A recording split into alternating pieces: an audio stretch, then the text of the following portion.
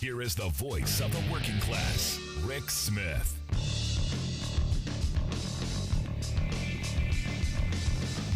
And welcome, brothers, sisters, working class heroes. This is the Rick Smith Show. Thanks so much for being here today on the big program. Lots to get to, lots to talk about. I got to start with probably the funniest story I saw all day. And look, you know, if I'm being accused of a crime, if I've been indicted, maybe I try this tact. But according to the AP, Donald Trump's lawyers have asked a federal judge to schedule trial for April of 2026. April of 2026. Now, look, you know, I'm going. Who knows? He may not even be alive in 2026. But the DOJ is asking for a January, this coming January, a couple months down the road. The Trump folks, 2026. Yeah. And look, am I surprised? No, not at all. But what they're saying is, look, you know, sorry, you know, he's a busy guy. He's a busy guy. He's got stuff. He's got places to be, things to do, people to see, deals to make. Because he's got to surround himself with the best people. I'm guessing that's it. Now the argument is he's running for president, so we don't want to interfere with that. So I guess if I'm ever accused of a crime, I'm just going to run for something. Instead of running, just run for office. Because hey, you know, you're disrupting my schedule. Quite amazing stuff. Now. Yesterday, I talked about something that evidently, you know, piqued some interest in some, angered some others. I talked about the song Rich Man North of Richmond. I guess it's what it's called by this guy, Oliver Arnold, I believe his name is, or Oliver Anthony. Yes. I said I listened to it. I saw that it was getting some attention, and the listservs that I'm on, you know, the people who are much further left politically than I am, you know, we're you know, just, this is, you know, basically calling it a Nazi anthem. You know, it's the song of white supremacists, and he's going after. Everyone saw what they wanted to see in it, whatever their colored glasses were. That's what they saw. Whatever silo they found themselves, that's what they saw. And I was simply pointing out that, look, the reality in this day and age is people are angry, people are struggling, people are suffering, things are happening that need to be addressed. And that we do need to listen to others. We do need to hear the voices of working people. And look, first and foremost, I am not a country music fan by any stretch of the imagination. My wife will attest to that. You know, we've been together a long time. Been married over 23 years now. Been together 27 some odd years. Never. In fact, one of the first things that came up was, what kind of music do you like? Anything but country was the response. And well, here we've been together all this time. But here's the thing, not a fan. Just to put that on the table, not a fan. Had to do that. But the idea behind it, I'm a supporter of. The idea of working people are struggling, I'm a huge supporter of. So I got a bunch of emails, and I want to go through some of it. Daryl from Minneapolis wrote me an email, said, Rick, you read the lyrics to Rich Man North of Richmond, and I have to tell you, I was so happy to hear your take. Too often we are forced into silos and never actually talk about anything productive. I think you hit the nail on the head when you were talking about Red Hat, Blue Hat. Love that frame, by the way. I saw LeBron James singing along to that song and thought, LeBron James and Rick Smith like it? It must be all right. Keep up the fight, brother. And look, Daryl, again, not a country music fan. It's the message, and it's what's being sent out. It's what we should be hearing. You know, the feeling of this country right now is there's something wrong. People are angry. And we have to address this. And I've said for a very long time, whichever party figures out how to address these concerns and make people feel like they're addressing their needs, they're going to be the dominant party. I think of FDR. You know, people are still talking about we need to go back to the New Deal and FDR. There needs to be that. Because understand, you watch some of the videos that come out of these rallies and stuff. There are people who are angry. They're saying, we're not Democrats or Republicans. This isn't white or black. This is what I've always said. It's green. It's money. And what the reality is, and the reason we keep hearing a lot of the stuff that we hear is once we figure out corporate America has been screwing us, they're in trouble. Once the very wealthy are the target instead of each of us, there's going to be problems. Now, I got another email, no name. Rick, I'm disappointed to hear you defending that Richmond song. You know what people like me means, right? This is dog whistle to white supremacist crowd. Do better, Rick. I didn't get that. I guess maybe you can throw that in there somewhere if that's what your view is, what your silo is. I get it. But then I got these emails. Now understand, I know nothing about Oliver Anthony. All I saw was this song being talked about in this space that I ghost, that I just want to know what people are saying. And this is horrible, this is bad. So I had to go see it. So this person sends me an email, and I'm assuming this photo is of a Facebook post from Oliver Anthony. And on February 24th, 2022, he posts, "As an American, I support and stand with Joe Biden. He has changed this country for the better. Those who live off government assistance are parasites to this country. Joe is what a true American is, hardworking and not taking handouts. Those on the right who sit on their backsides and complain about the left are not this country. A true Democrat is this country, and that is Joe." This is the guy who supposedly wrote the white nationalist anthem. Someone else sent me an actual Facebook post, a link to his Facebook page, where he goes through and tells the story of his life. He talks about how he dropped out of high school in 2010 and then got a GED. He talks about working in multiple plants for poverty wages, 6 days a week, third shift. He talks about the struggle. He talks about being injured on the job in 2013, fracturing his skull and can't work for months. He talks about all of this stuff. And this is not unique. This is what working people go through and what I've been talking about for years now. This should be new to none of my listeners. This is the kind of stuff that I've been talking about for, well, coming up on 18 years now.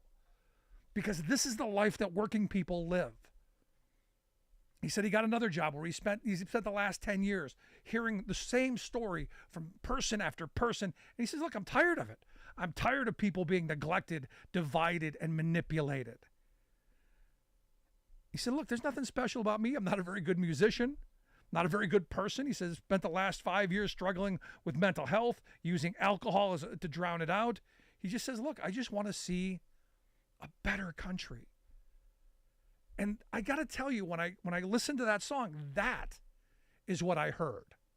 And what I hoped would come out of it is what he says he wants. And that is people to pay attention to who is really dividing us. Look, and you could attack me. I've been attacked over this before. As someone who was humiliated having to use food stamps as a kid because my mother could not find employment or childcare or any of that, I am dead set against handout programs. I want jobs programs. My mother wanted a job. My mother needed health care. I want policies that are going to move in this direction so that we don't have these humiliation moments. We don't have these divisive moments.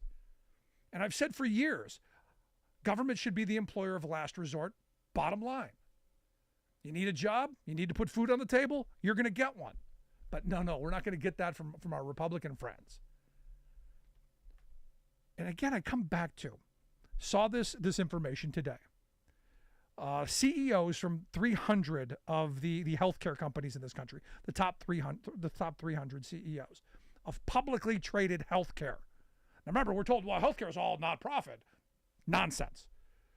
Their combined salary in 2022 was $4 billion. $4 billion over 300 people. You're talking over $13 million a person here, with the top guy being, or the top actually woman, being the head of Moderna, pocketing $394 million. You want to be mad at something? Be mad at that person. Be mad at this system. Now, look, the welfare person who he went after eating the fudge rounds, yeah, you go, hey, I don't agree with that.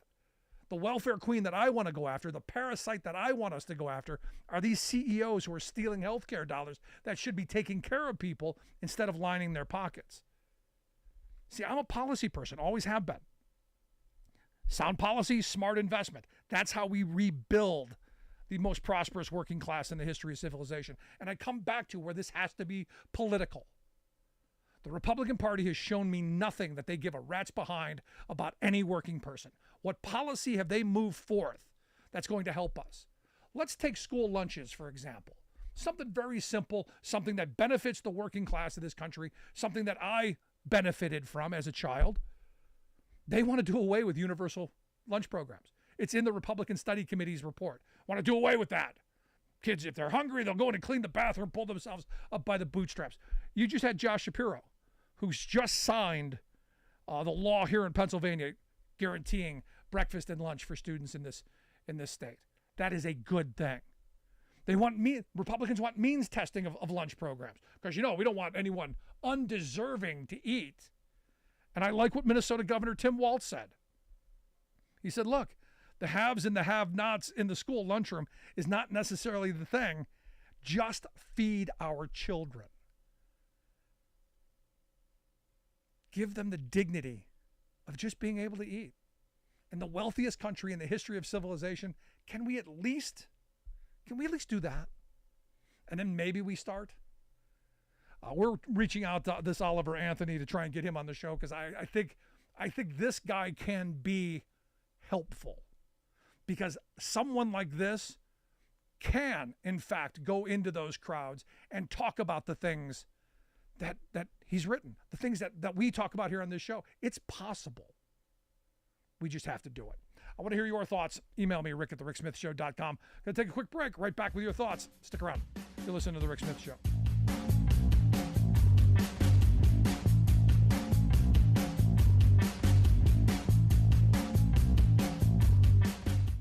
We are AFGE, the American Federation of Government Employees. We represent 700,000 federal and D.C. government workers who are the vital threads of the fabric of American life. We support our nation's military. We take care of our nation's veterans. We protect our nation's borders. We respond to our nation's crises and natural disasters. We provide services to our nation's seniors. The American Federation of Government Employees. We work for America. The phone lines are open. Give Rick a call at 1-866-416-RICK. That's 1-866-416-7425. Welcome back to The Rick Smith Show. Now, here is Rick Smith. Gotta tell you, I'm still stuck on the Trump lawyers going, yeah, we'll start trial. Let's book April of 2026. Let's do that. Wow. I don't know how you do that with a straight face. I don't. Let's go to the phone lines. Got Steve in Chicago on line one. Steve, how are you? Fine, thank you. And I wanted to talk about the connections between, say, for instance, country music as an art form, and what you were referring to in terms of what position it has in terms of our culture and in terms of the working class movement. I would argue that more so than any other musical form, it has ties to the working class movement in a way that no other form does. And for generations, these were the artists that were singing about the plight of the working man. And what they owed to the system and how they couldn't get ahead and how you get paid and go back and give it all to the company store, this was the kind of art form that helped to bring many of these people to unions and brought them to the Democratic Party. But as union strength has eroded and union membership has declined, Republicans have been successfully able to peel these people off based on a number of different tactics, not the least of which are things like social issues, single voter issues like abortion and gun rights and so forth. And because let's face it, these individuals who are from the old Rust Belt and part of the South, they were never voting Democrat because of our positions on race, on gender, on sexual orientation, none of these things. You know, as a matter of fact, they would hold their nose on those issues and vote for us in many ways. So when they no longer saw themselves as being represented by the Democrats, because again the unions were no longer serving the same role that they did, say, in 1970 in this country, then they felt they had no allegiance to the Democratic Party, and it allowed the Republican Party to peel them away. So, and you're absolutely correct. The question is, how do we get them back to realizing that their interest lies in the same camp as other people who may not look like them. They might not go to the same church. They might not be the same skin color. They might not be of the same ethnic origin. But nonetheless, they are all in the same pot when it comes to being part of the working class or working poor in this country, or even the middle class. And yet somehow Republicans have convinced them that they have more in common with a CEO than they do with some guy who is a different color or ethnicity who lives across the street from them. No, you're spot on, and this is the mastery of what Republicans have done, and I got to tell you, the failure of the Democratic Party to give them a reason. And you're spot on, right? And I go back to the Clinton era. You know, as people were losing their factory jobs, hey, just go get an education, that doesn't fly, because, you know, what are you going to do with somebody in their 50s who had a job making 70, 80 grand a year? Now you're going to train them to go back to almost minimum wage? That's a slap in the face. Oh, absolutely. And I'm not sure how we get them back in light of a global economic dynamic. I mean, I don't want to go too deep in the woods with this, but I contend that part of what we came to realize was the American dream coming out of the Great Depression and really going to, say, about the mid-1970s, early 1980s. You had a couple of generations of what we identify today as the American dream. You could come out of high school, mediocre education, go to work in a steel plant here on the south side of Chicago, as my father did, and raise 4 children. You could send them to college. You could retire. But that was a dream that lasted a couple of generations until it started to fade.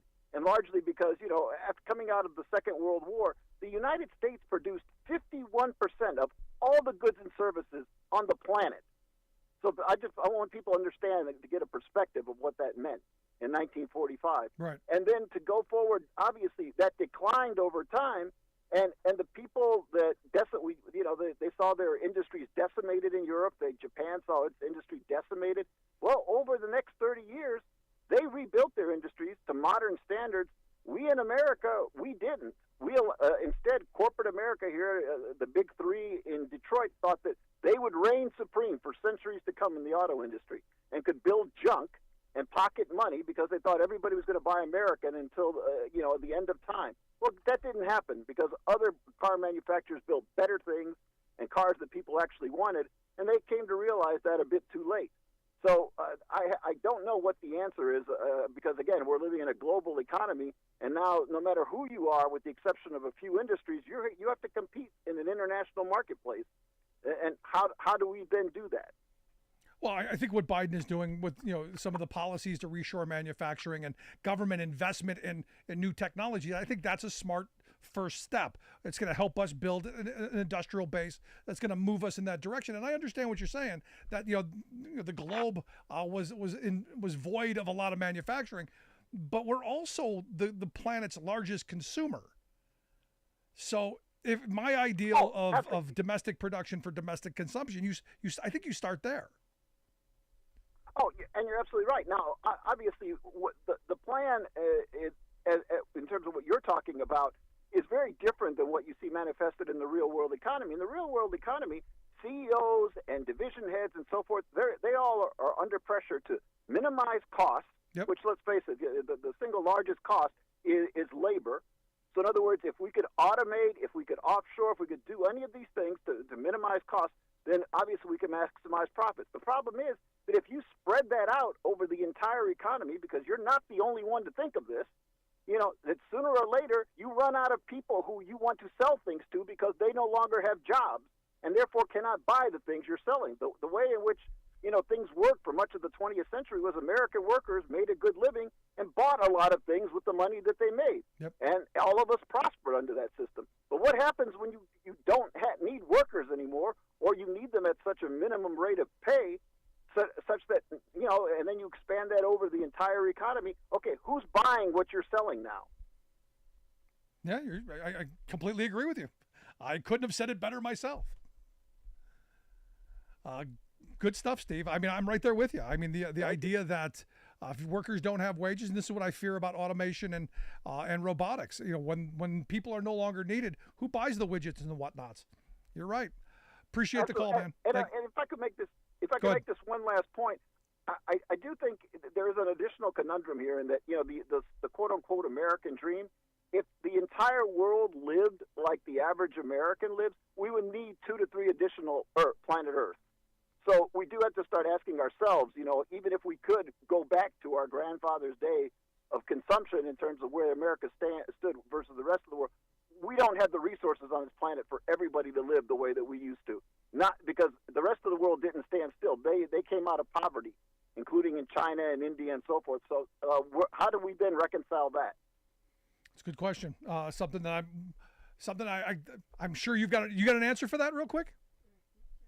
I have no answer for that because, again, where do you get those resources? I'm with you. I gotta move on. I gotta get one more call before the break. I appreciate the call, Steve, though. Thanks so much.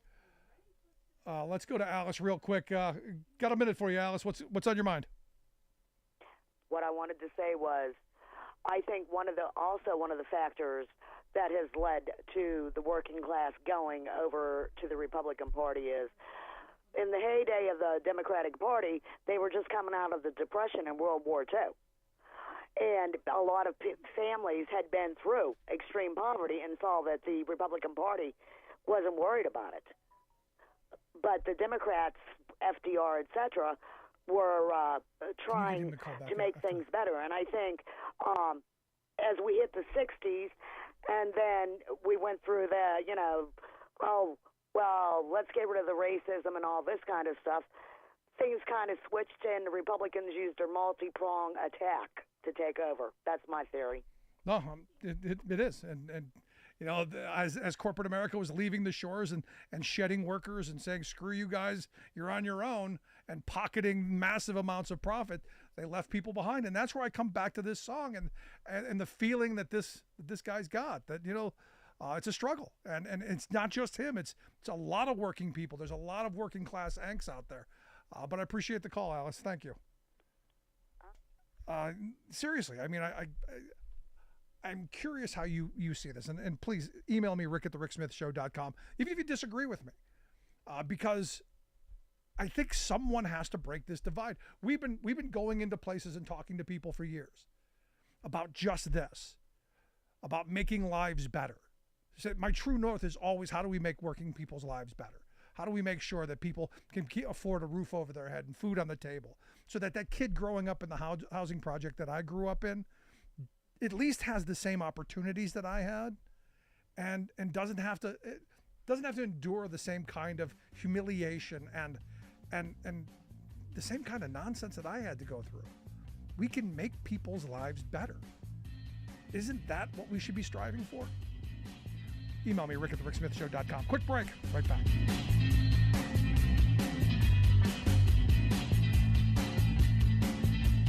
I'm Rick Smith, and this is Labor History in 2.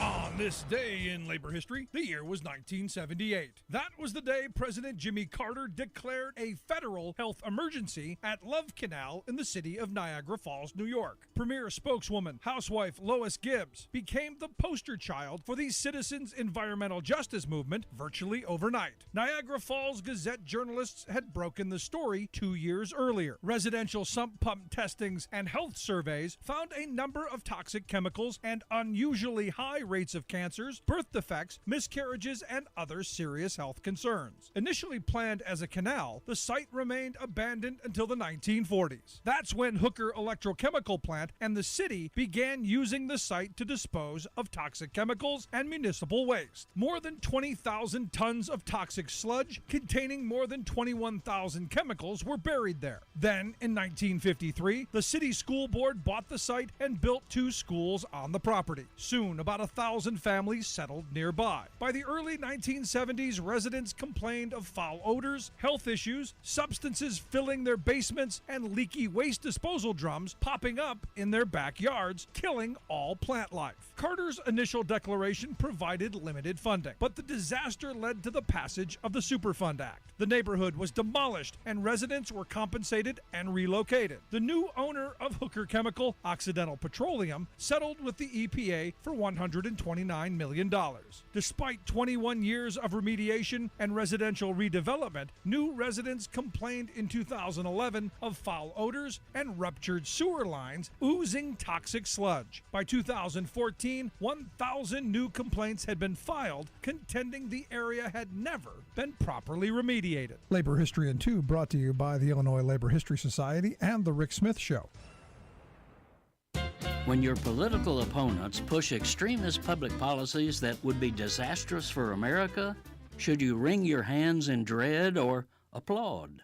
Consider Project 2025, put together by former Trump officials and the Koch brothers network of billionaire plutocrats. Their strategy is to win the presidency next year by demonizing all environmental protections and promising to halt all national efforts to cope with the obvious crises of climate change. Their proposals include repealing regulations that curb fossil fuel pollution, terminating our nation's transition to renewable energy, shutting down all environmental protection agencies, encouraging more oil and gas use, and promoting the deadly delusion that global warming is not a real problem. Moreover, they intend to implement Project 2025 in the first 180 days of a right-wing Republican presidential term, obviously anticipating that Donald Trump will be that president. "We're not tinkering at the edges," brags a far-out right-wing group that instigated the scheme. "We are writing a battle plan and we are marshaling our forces." They've already drawn up a list of agencies and policies they'll begin eliminating on day one, and they've readied a list of some 20,000 right-wing henchmen to put on the federal payroll immediately to enforce their plan. If this sounds ludicrous, it is, but it's actually happening, for the Republican Party has decided to be ludicrous. As the director of Project 2025 told the New York Times, this is where the conservative movement sits at this time. This is Jim Hightower saying, maybe, but it damn sure won't sit well with the American people, who are presently suffering the hellish ravages of our rapidly overheating climate. Indeed, here's a great chance for Democrats to demonstrate their bipartisan spirit by doing all they can to publicize the Republicans' let it burn global warming policy.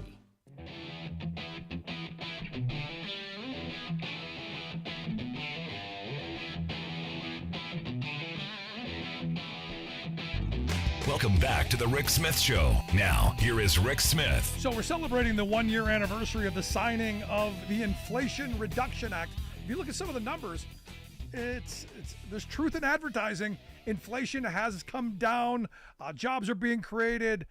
We're in the middle of what it could be an energy boom, a clean energy boom. And it has everything to do with the fact that Biden was able to get that Inflation Reduction Act passed. Something that I had numerous people tell me, and I got to be honest, I was one of them thinking, never going to happen.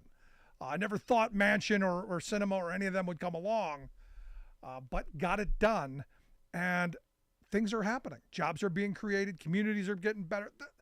Good stuff. And here to share some thoughts on just how good, I've asked Cynthia Finney to come talk with us. She's the president of the Maine AFL-CIO. You can check out their website, maineaflcio.org. Cynthia, thanks for taking time for us. Yeah. So I'm looking at the 1-year anniversary and I'm going, how fast can you get the money out the door? How fast can these projects ramp up? What's going on in Maine? What projects are you seeing? What's going on? Well, yeah, you pass a bill and you want everything to happen right away, but then there's the rulemaking and all of that. But it's coming, and one of the things that has happened right away is that the labor standards in those bills, in that bill, has allowed us in our work to build out offshore wind as we look at trying to do Maine's part in fending off climate change. Because of the standards in that bill, we were able to get an offshore wind bill for Maine that's going to ensure that as we build these jobs in the clean energy climate that you've just talked about, the clean energy economy, that those are good jobs that have good wages and good benefits. And it was the Inflation Reduction Act provisions that allowed us to assure people that we could set high standards for how big the projects were going to be and how soon we're going to be able to do them in our offshore wind bill that we passed in the state legislature. Yeah, what I love is they kept Davis-Bacon in there. Republicans tried to get it ripped out. They were able to keep it in there. Also, just recently, and I'm sure you know this as well as anyone, the president came out and said we're going back to the pre-Reagan era, ideal of Davis-Bacon, which means more good jobs for more workers and better opportunities for communities. So for a state like Maine, that I got to tell you, last time I was there, almost blew me off the shore. Lots of wind energy projects have got to be coming up and down your shore. Yeah, offshore wind is going to be a big thing. And of course, in Maine, if you were here, especially if you were here as a tourist, you know about the importance of the lobster industry. And so we were really pleased to be able to put together a coalition and include in our offshore wind bill protection for the Lobster Management Area 1, which is one of the primary fishing areas for that, to preserve the culture, the history, and the economy that goes along with that. So again, really strong bill that we're proud of to be making those changes. Now, and those Davis-Bacon provisions that you mentioned that are going to create, high standards. So the bidders have to actually create jobs with good wages and good benefits. They can't just come in as the low bidder and rake off the profits from this. It's our tax money. We want it spent to create something that's going to benefit the whole community. Absolutely.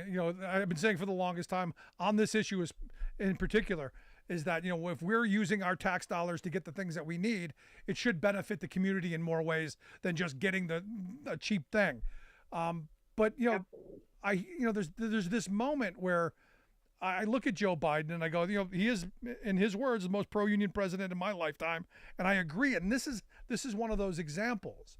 And the fact, I can't emphasize this enough, that it was put in the Inflation Reduction Act and in the infrastructure bill and mandated to be part of that, so that those jobs would be created and those would be good jobs, so that competition would happen on quality, on getting things done, on efficiency, and not on who's willing to work for pennies. That to me is the most important part of it. Exactly, and it's huge, and it goes way further than anything I can remember in terms of federal support that way, which again allows us to then create those standards here in the state. And I can tell you, if you want, I could share a couple of stories of some of the exciting things, individuals that this is. No, I was just going to ask you, tell me what's going on, what's happening on the ground. So in anticipation of these clean energy jobs that are being created, and also the construction jobs from the infrastructure bill, we're fast-tracking folks into the union apprenticeships to build out those workforces. And we have a pre-apprenticeship program where we're specifically seeking to bring folks who might not find their way to these good jobs on their own and support them into a solid union apprenticeship. So, for example, we've just graduated our second class. We have this one fella, young guy, grew up in poverty, kind of in and out of the justice system as a young person. He worked a lot of what were, in his words, lousy jobs. He felt taken advantage of, felt unvalued. So for a person like him, he's going to have a job now in an organization where they say, you matter, your life matters, or he's going to be getting paid wages that he can live and build a future on. That's one example. We have another young woman who, she was in the reentry program coming out of the Maine justice system, and she's going to be starting on Monday. She's got a job lined up. She's going to be going to a job that's going to support her. It's not just going to give her pennies and have her scrambling for assistance elsewhere. It's a job that's going to support her. And through her union benefit program. She's going to have a recovery program built into the benefits that's going to support her through her transition back from the justice system and, you know, the bad breaks that took her there and the hard times she's had, and give her a future. And we're pretty excited about that, and so is she. Yeah, no, look, those things are possible because of those standards. So those contractors can bid on those jobs and have a hope of winning them. Yeah, I've been talking about, telling those stories, I don't know, for all 18 years of doing this show, because I think those are important. When I tell my story about, growing up in a housing project on the west side of Cleveland and seeing that neighbor get that union job as a young kid and seeing their lives get better immediately, so that at a young age you get that idea of union job, better life. I've been saying for the longest Absolutely. time that needs to happen. And the Department of Labor right now, and I'm sure you know this, they've just launched the Apprentice Trailblazer Initiative to do just what you're saying. Tell those stories, share those stories with people so that you get more people to come to the trades. Because I don't know if you know this, but we're going to need more tradespeople. We're going to be building a lot of green energy, and we're going to be retrofitting buildings, really making a shift. And this, for me, is the way we rebuild our economy, in a way that supports a strong middle class, a strong working class, a prosperous working class. We were talking a little bit earlier here in the program about, how do we recreate that era that our grandparents grew up in?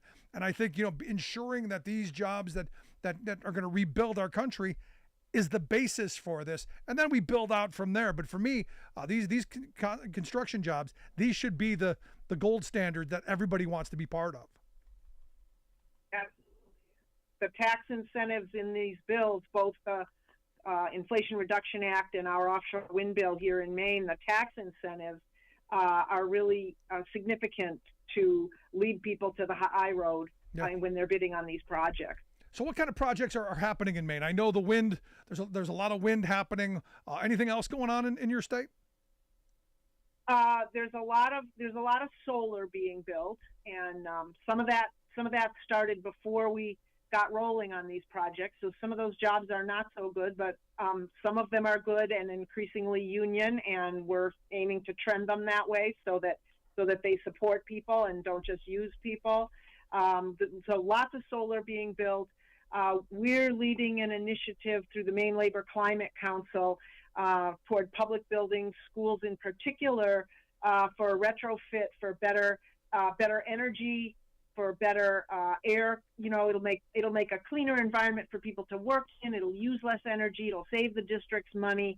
So that's going to be really exciting. That project is in its infancy, but we're hoping that that's really going to take off and transform a lot of our public buildings into energy savers instead of expensive energy costs for town districts. So what you're telling me is you're indoctrinating the children to like green energy.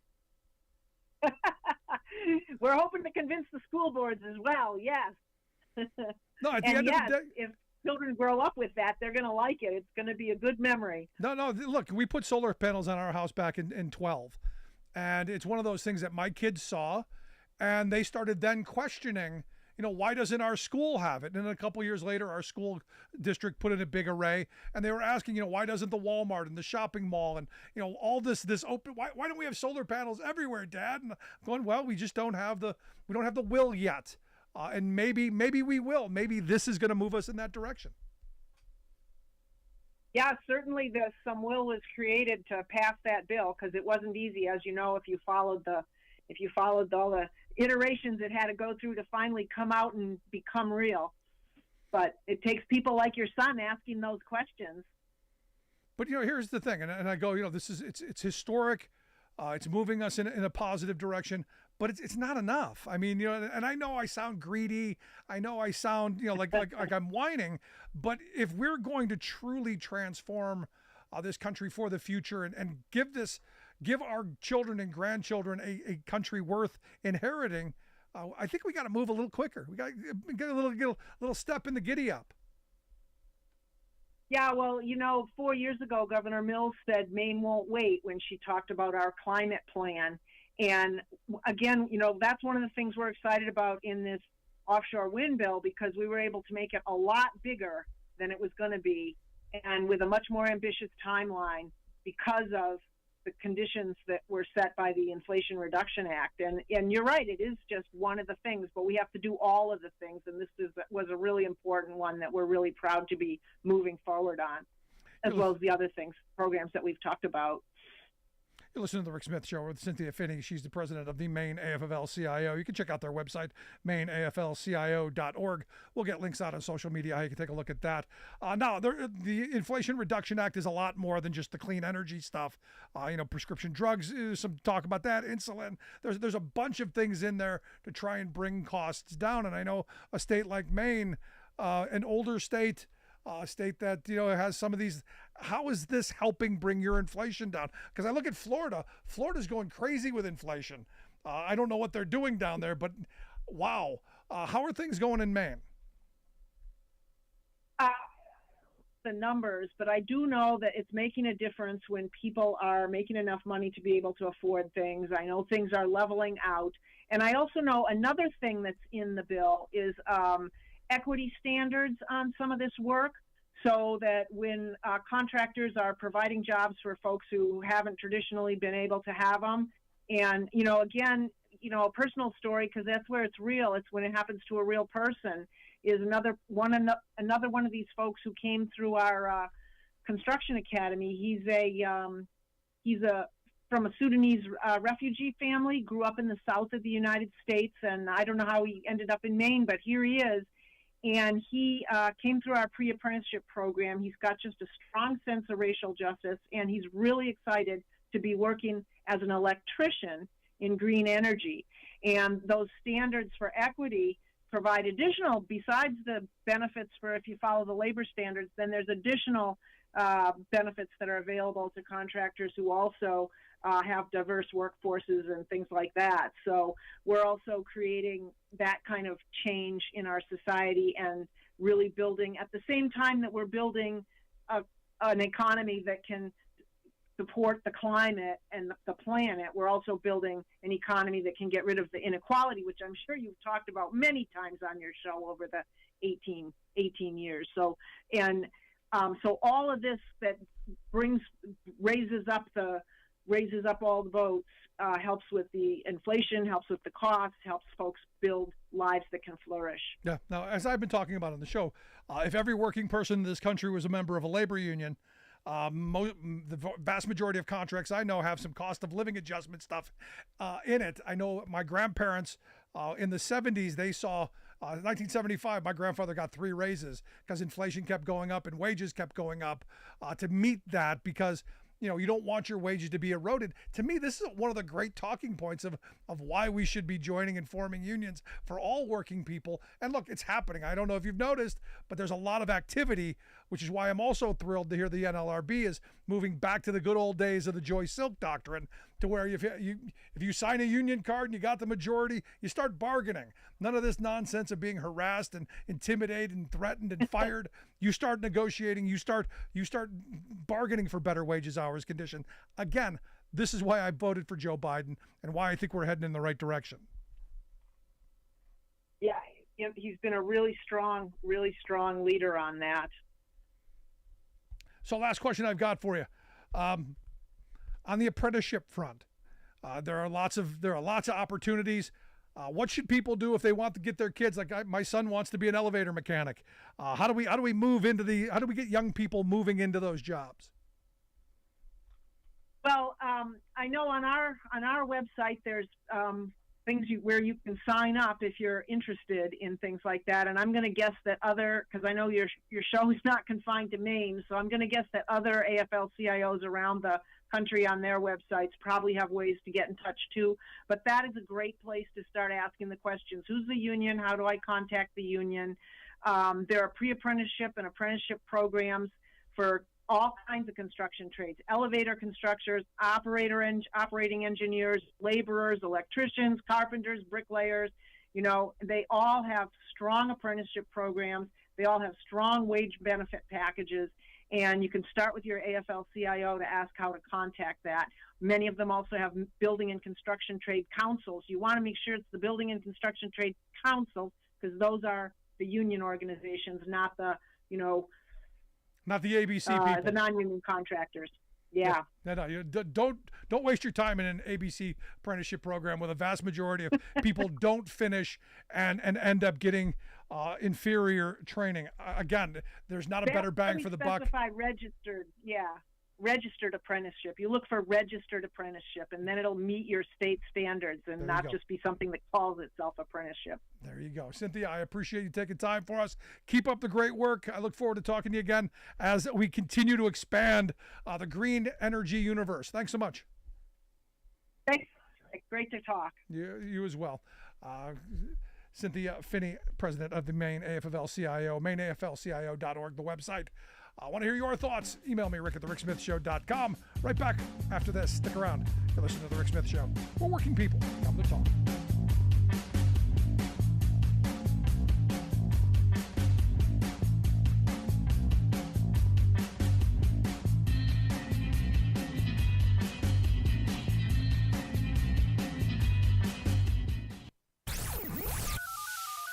The phone lines are open. Give Rick a call at 1-866-416-RICK. That's 1-866-416-7425. I'm Rick Smith, and this is Labor History in 2. On this day in labor history, the year was 1985. That was the day that workers at the Hormel plant in Austin, Minnesota went out on strike. They were members of the United Food and Commercial Workers Union, Local P9. Hormel had slashed workers' wages by 23% during the early 1980s. Benefits were also diminished and incentive programs rolled back. These changes cut deeply into the Hormel workers' earnings. What had been considered a good job was changing drastically. This was the story for many workers in Reagan-era America. The 3,500 Hormel workers voted overwhelmingly to strike. The National UFCW discouraged the action. The strike lasted more than a year. Strikebreakers were brought in, including some of the union members who crossed the picket line to return to work. The National Guard was called in to keep the peace between strikers and the scabs. After a year, the strike went down in defeat. Even after the strike, many of the workers were not called back to work. They were put on waiting lists for a job to reopen. Some never returned to the plant. 25 years after the strike, the Austin Daily Herald staff wrote, quote, "What resulted was a bitter, drawn-out labor dispute that drastically impacted the community, from workers who lost their jobs to families that were torn apart by the picket lines." The strike became the feature of a documentary by Barbara Koppel. In 1990, the documentary American Dream won the Academy Award. The film tells the story of the Hormel strike as a window into the tragic experiences of many workers during the 1980s. The film was made on a shoestring budget. Singer Bruce Springsteen provided $25,000 to help support this important film. Labor History in 2 brought to you by the Illinois Labor History Society and The Rick Smith Show. You're listening to The Rick Smith Show, where working people come to talk.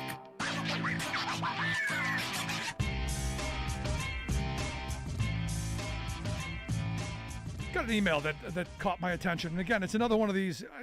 Yesterday was just a big email day that there were so many of them that I wanted to get to. And if I didn't get to yours, there's always tomorrow or the next day. But I got an email that said, "Hey, Rick, I heard you talk about religious leaders and how they are losing their minds, and saw this story about Greg Locke smashing a Barbie house. Did you see it? Any thoughts?" And I didn't. She sent me this image of this pastor, one of the more famous right-wing zealoty kind of pastors, and he evidently wrapped a baseball bat with a Bible. And I'm not quite sure why. You know, it's one of those things where you're going to use the Bible to bust up a Barbie house. Why? And evidently he spent time doing their show, whatever the song and dance is, destroying this Barbie house. And again, it's a movie, man. He's all worked up about a Barbie movie. And I guess it's because the Ken character acted a little feminine. I don't know. I haven't seen the movie, but I'm still trying to figure out why this matters that much. It's crazy. I mean, but I guess it's the time and the place in which we live in. But here's my another frustration. While we're distracted by this, this is what someone writes me, and I appreciate it. Thank you. We're still in a moment where our Republican leaders are doing nothing to help working families. And it used to be that Republicans were the party of the military. It used to be they were the party of national security, very paternalistic, the law and order types. And you do know that Tommy Tuberville, the dumbest guy in the U.S. Senate, is holding up the promotions of hundreds of military officers. And I guess we're 3 members short on the Joint Chief of Staff right now because Tuberville is holding all this stuff up. And Kirsten Sinema, who I guess never finds a place where she doesn't want to butt her nose into, she decided today to call on the president and Tommy Tuberville to, find common ground. Work this out. Find some common ground. Find the middle ground. This is why I hate Democrats sometimes. Or Kirsten Sinema, more likely. Now remember, Kirsten was 100% prorated with Planned Parenthood and NARA and all the abortion groups. But hey, we have to find middle ground. And what middle ground got us was a ban on overturning Roe. So never mind that. But this is the question I have: is what does she want Joe Biden to do? Now remember, she's got a 100% rating from Planned Parenthood and these other groups, a 0% rating from the anti-abortion groups, or the pro-birth groups. What common ground? What should Joe Biden concede to get Tuberville to do his job? This is my problem with weak Democrats, because there's nothing that drives me crazier than weak and stupid, and we've got both here. We've got Sinema, who's weak, and we've got Tuberville, who's stupid. And when weak and stupid are running your government, you've got problems. And we've got problems. And this is why I keep saying the reason that working class voters have moved over to Republicans, even though Republican policies are horrible for them, are destroying their families, are destroying their jobs, destroying their communities, even though they're doing all that, they at least look tough. They at least look strong. They at least look like they're fighting for something. Granted, they're fighting to screw me over. Granted, they're fighting to make sure my kids don't get an education, but they're fighting. And it's one of these things where you just go, what is it that's got you on there? It's angering and it's frustrating. But this is the place that we're in. Oh, we got Lewis online too. Let's go to Lewis. I got about a minute. Lewis, how are you, man? I'm doing all right. How you doing, Rick? Good. What's on your mind? Go. Since I'm short on time, I want to say that, this discussion is really interesting. And I want to just kind of add a little something to the discussion about, how to unify the working class. And, the dominant narrative is one in which the Democrats lost the white working class because they went radically left as far as social liberalism and stuff.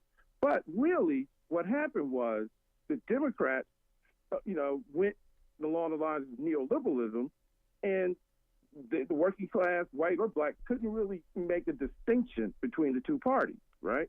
And in fact, everyone tends to think that it was Reagan that kickstarted the neoliberalism. No, it was Carter and Kennedy. It was actually Carter. And Kennedy. I'm sorry. It was Carter and Kennedy. Yes, exactly. And, they were big on deregulation. And as you probably know, two of the major industries that Carter deregulated was trucking and the airlines. And, trucking, right? So, if the Democrats had stayed true to their original plan back a couple of decades ago, we wouldn't be in this mess. You're spot on, Lewis. I appreciate the call, man. Thanks so much. Quick break. Right back. Stick around. You're listening to The Rick Smith Show. The numbers will increase, but they will not increase, we hope, to further catastrophic proportions. We just don't know yet. Extent of heartbreaking losses becoming clearer in Maui fires. New evacuations as Canada's record wildfire season rages on. Plus, instead of exporting American jobs, we're creating American jobs, exporting American products. 1 year later, the Inflation Reduction Act is turbocharging a U.S. clean energy boom. All of those booms and more straight ahead. From BradBlog.com, I'm Brad Friedman. And I'm Desi Doyen. Stand by for 6 minutes of independent green news, politics, analysis, and snarky comment. This legislation they oppose or attack is now the greatest thing to come to their states. You have Marjorie Taylor Greene, the very quiet lady from Georgia. Well, she talked about what Biden's doing is what Roosevelt did, what Kennedy did. I thought, well, yeah. Well, yeah. This is your Green News Report. Okay, Desi Doyen, more grim news out of Hawaii today, but at least the bad news is slowing down a bit. That's a good way of looking at it. As we go to air on Maui, Hawaii, the death toll has surpassed 110 and is still rising. Downed power lines are under new scrutiny as a potential ignition source. Amid massive mobilization of resources for search, recovery, and relief efforts, FEMA estimates it will take many years to rebuild the destroyed town of Lahaina at a cost upwards of $5.5 billion.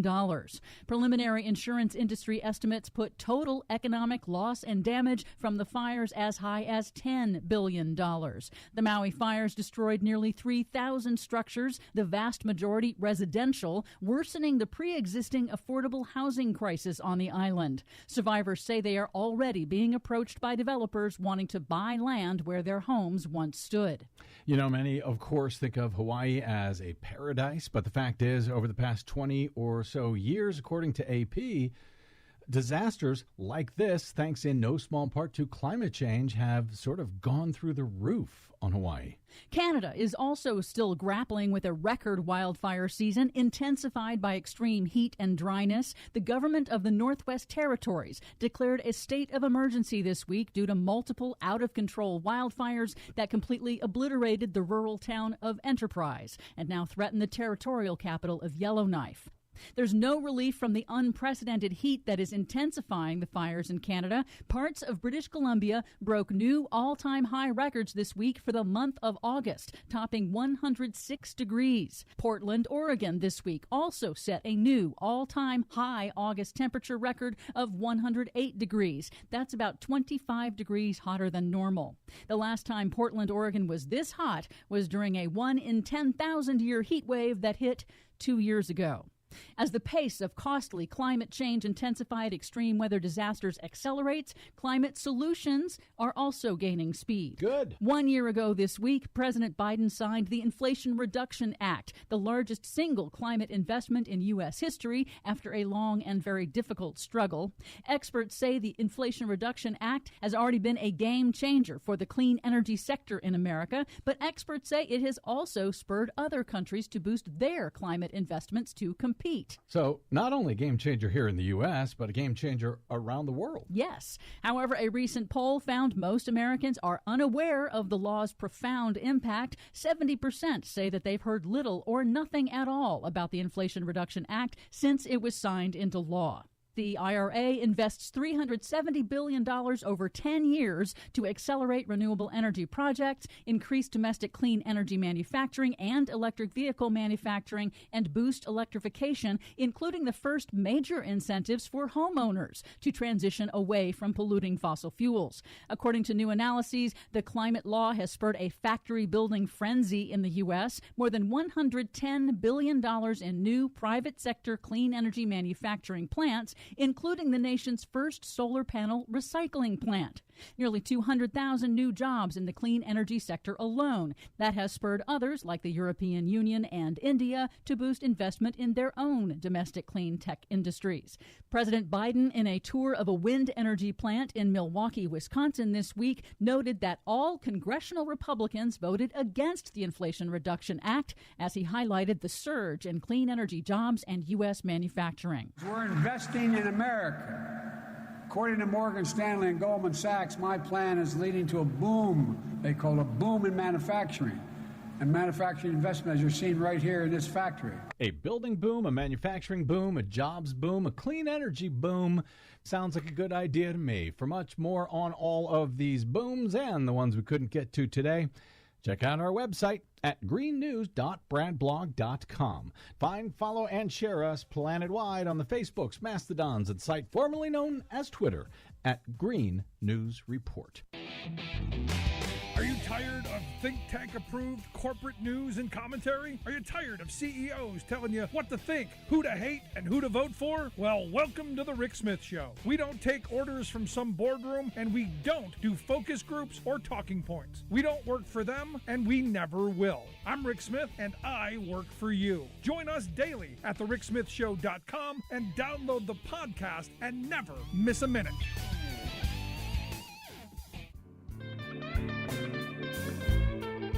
Welcome back to the Rick Smith Show. Now, here is Rick Smith. So earlier today, I was watching one of the, the TikTok, YouTube, one of the videos of a guy in Canada just railing against Justin Trudeau and how the mortgage rates are going through the roof and how, people are going to get screwed out of their homes. And look, these mortgage rates they're going up. And I don't know what we should and can be doing, which is why I thought it'd be a good idea to talk to our good friend Morris Pearl. He is the chairman of the Patriotic Millionaires, patrioticmillionaires.org, the website. Morris, thanks for taking time for us. Hey, it's great to be on your show, Rick. Thank you. So have you been seeing these stories coming out of places like Canada? I haven't seen as much here as I saw there, but interest rates are going up. There's this concern that people are going to lose their homes, that nobody's going to buy houses. And I know some hoping and wishing for recession. What are you seeing?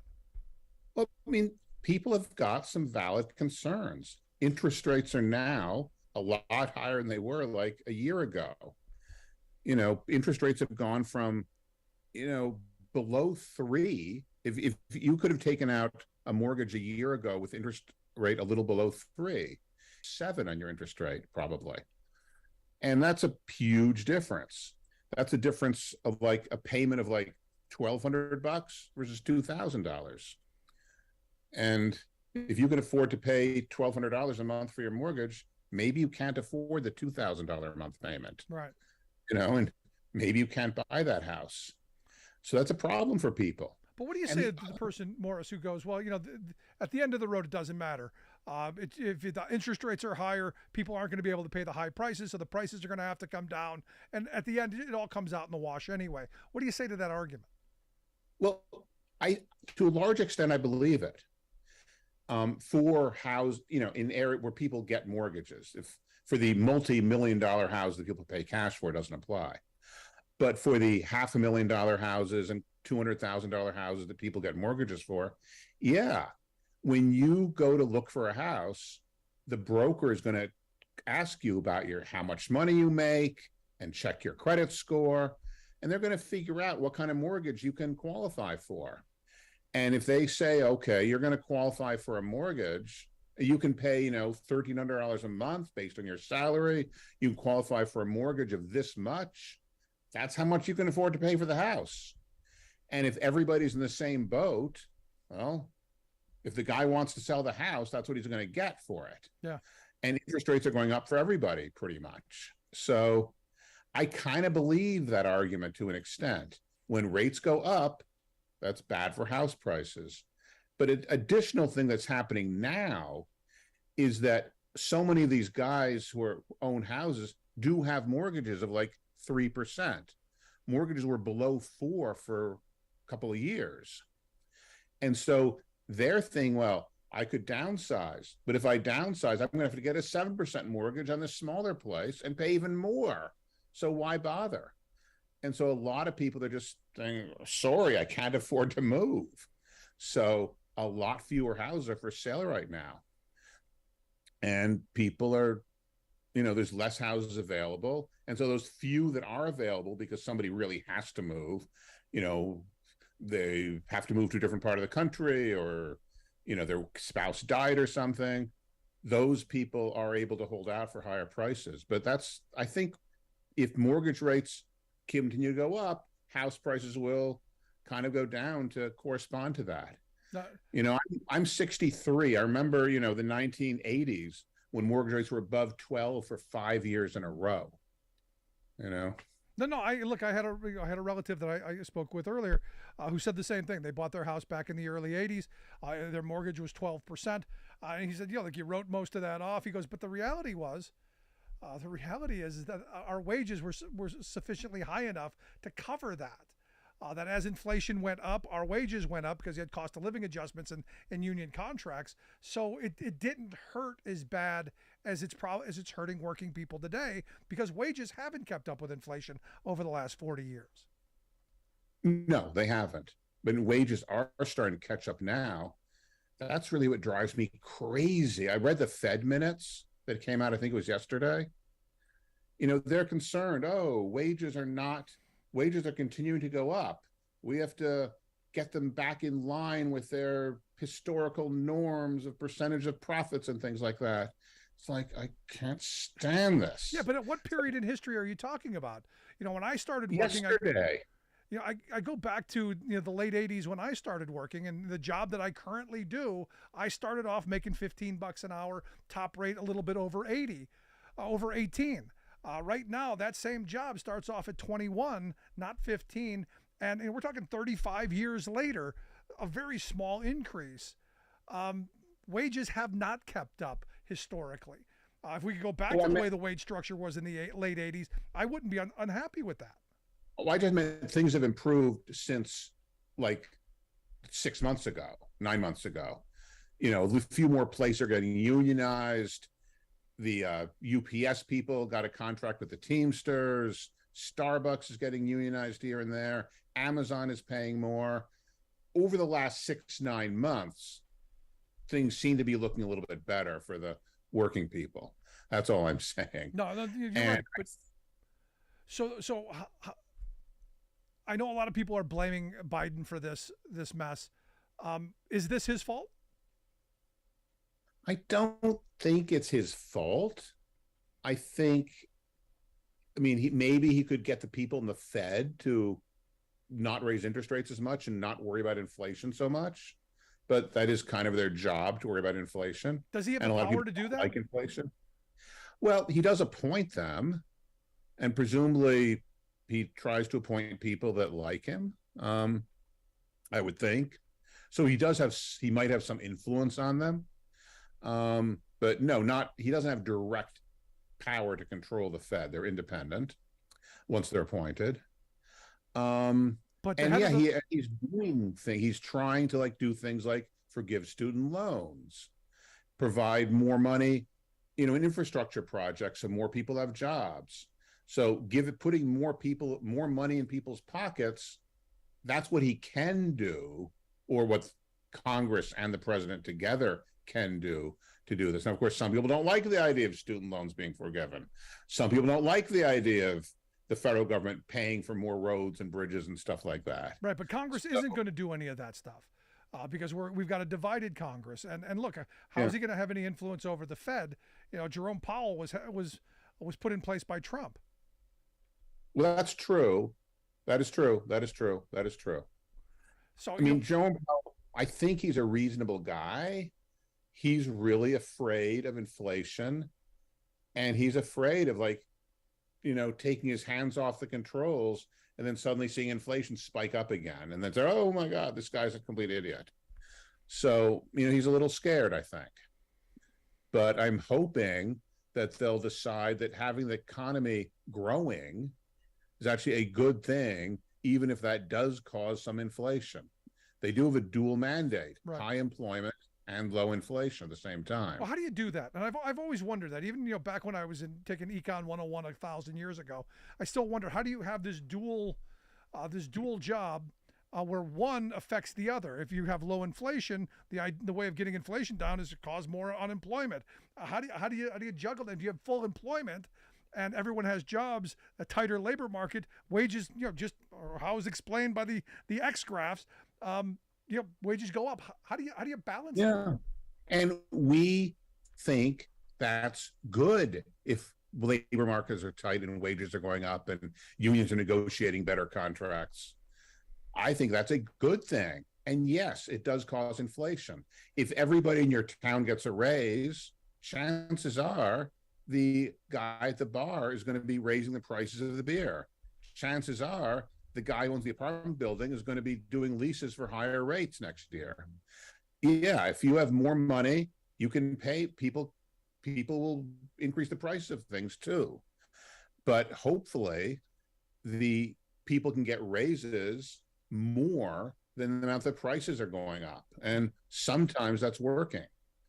But and that's what we can. Here's how it was explained to me, and again, I'm going back to what 1,000 years ago of economic, the economic class I took. As long as inflation is under what wage increases you've got, that's a good thing, especially for working people, especially for people in debt. If your wages are just above inflation, your life is better. You're having a better standard of living. But we've been under that water for a while, and that's why I think you see the anger and the frustration a lot of working people have. Well, inflation is actually could be a helpful thing if you have a huge mortgage. Yeah. Your mortgage, if you own a house with a big mortgage, the mortgage is the one thing that does not go up with inflation. If you're in a rental, then you're in trouble. If you have a lot of cash in your bank account, well, you can buy less stuff when prices go up. So it's bad for people with a lot of cash, good for people with a lot of debt. There was a time when people ran for office with the idea that we're going to have more inflation. It's a good thing, particularly in the farming areas where the farmers had huge mortgages. Right, and this is why the reason I'm going in this direction is my grandparents, they bought their house in the late 60s, and by the late 70s, their mortgage was a day's pay.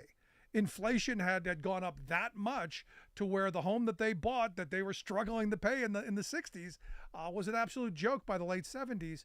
I don't ever see that happening today for working people, but I don't think a little bit of inflation is bad. It will. It can.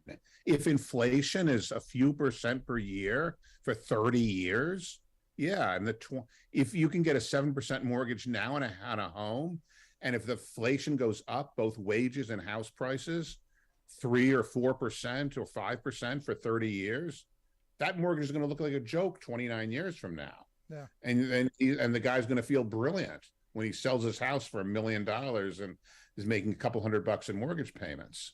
No. So you have to, over the long term, those things work. Over the short term, they don't.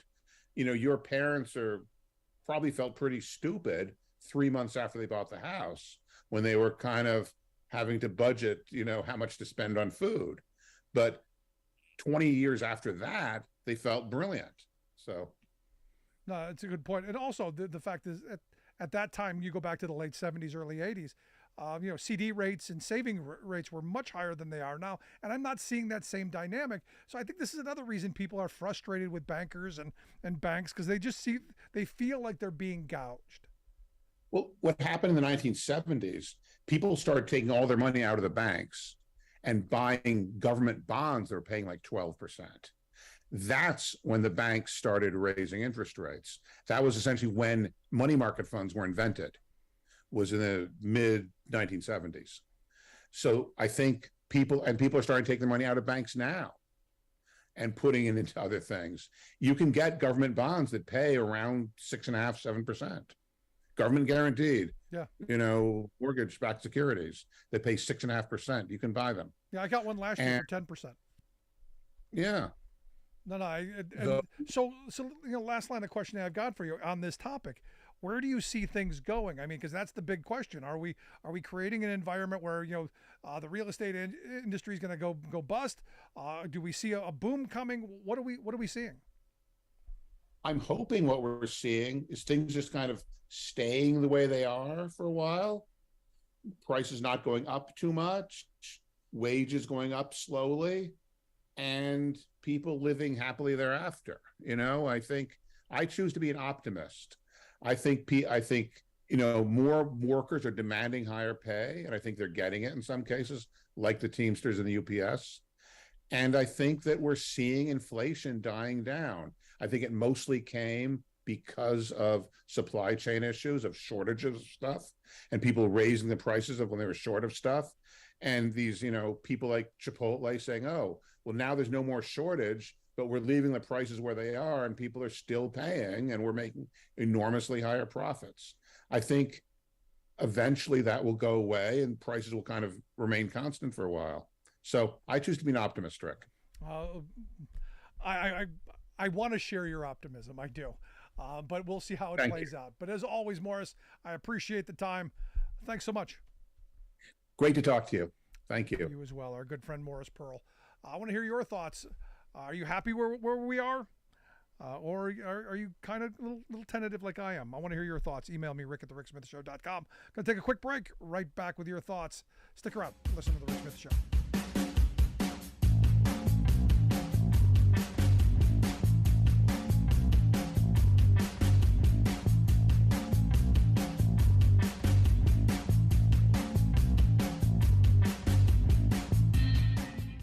We are AFGE, the American Federation of Government Employees. We represent 700,000 federal and D.C. government workers who are the vital threads of the fabric of American life. We support our nation's military. We take care of our nation's veterans. We protect our nation's borders. We respond to our nation's crises and natural disasters. We provide services to our nation's seniors. The American Federation of Government Employees. We work for America.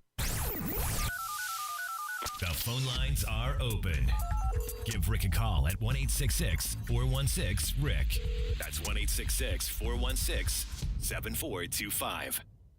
We are AFGE, the American Federation of Government Employees. We represent 700,000 federal and D.C. government workers who are the vital threads of the fabric of American life. We support our nation's military. We take care of our nation's veterans. We protect our nation's borders. We respond to our nation's crises and natural disasters. We provide services to our nation's seniors. The American Federation of Government Employees. We work for America. Welcome back to The Rick Smith Show. Now, here is Rick Smith. A couple of emails questioning my position on Kirsten Sinema. Evidently, some folks in Arizona, some fans of Kirsten. I can't imagine there are many. The polling not doing well for her, but questioning, my questioning her being involved. She's a U.S. Senator. I get that. How about you're a U.S. Senator? You go to him and say, hey, this is stupid. Let's fight a different battle. But this is, as I said, weak and stupid. That makes me crazy. And you have both here. Sinema's weak and Tuberville's stupid. And what you have then is this, well, we got to find compromise. And I don't know what that compromise is other than Biden surrendering something. Other than Biden, caving, which Republicans know Democrats will do. I mean, one of the things that I remember Dick Cheney saying, there was an issue in front of them and they go, the Democrats will cave. It's what they do because of this idea of compromise. And as I said a moment ago, the reason a lot of working class voters have turned to the Republican Party is they look at Democrats as weak. They look at Democrats as, which is why, when we go out and we talk to people,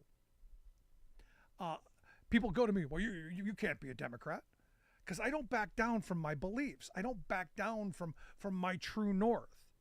And I will stand and argue until the cows come home, because I'm passionate about what I believe.